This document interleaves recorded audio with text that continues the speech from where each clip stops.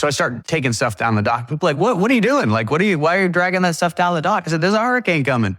And they're like, oh, it's not coming here. It's not coming here. The common response from the person that never lived in Florida, possibly. Yeah, right. And we were watching it on the TV in between the games. It's going west. It's going the Panhandle. Like, as it keeps going west, it's going to Alabama. It might even be New Orleans, you know? And it kept like shading to the west. Sunday morning, I was like, turn the TV on. I was like, that's not what it looked like when I went to bed, because it had shifted way back east.